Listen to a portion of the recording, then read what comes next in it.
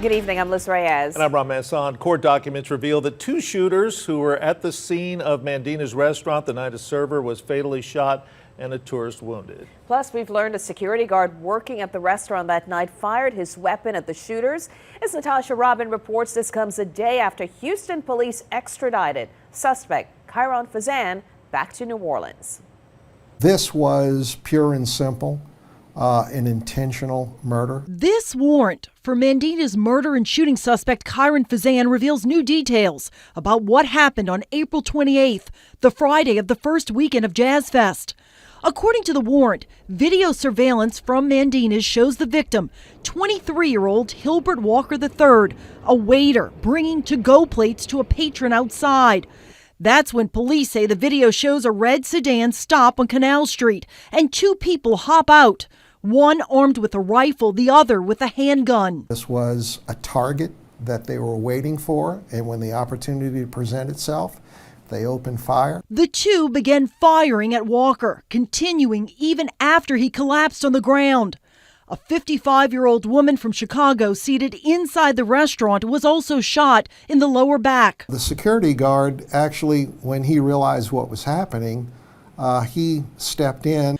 The warrant states a security guard was patrolling the parking lot when he heard the shots fired. He began to work his way along the exterior wall of the restaurant and then fired his 9mm 6 times at the shooters. And attempted to prevent the further injury and loss of life and actually move some people around to protect them from the melee of gunfire that was going on. The two suspects took off. Then a short time later, the NOPD received a call about a red sedan involved in a hit-and-run accident here in the 200 block of South White Street. Investigators determined it was the same red sedan from the murder scene at Mandina's.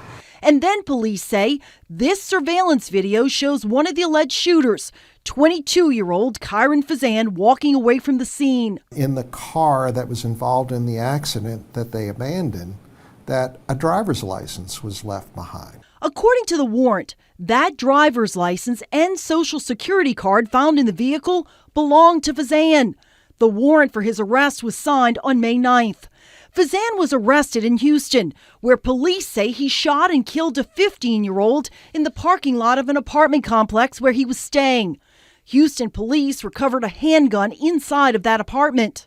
The weapon that was recovered in Houston is allegedly a ballistics match with the casings from the Mandina shooting scene.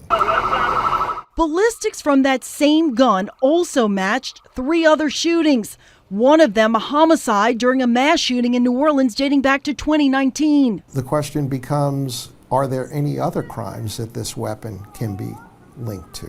While the warrant obtained by Fox 8 gives new details about what unfolded on the night of the murder and shooting at Mandina's restaurant, Goeneche points out the NOPD is still investigating and will likely have more evidence to turn over to the DA's office. Natasha Robin, Fox 8, Local First.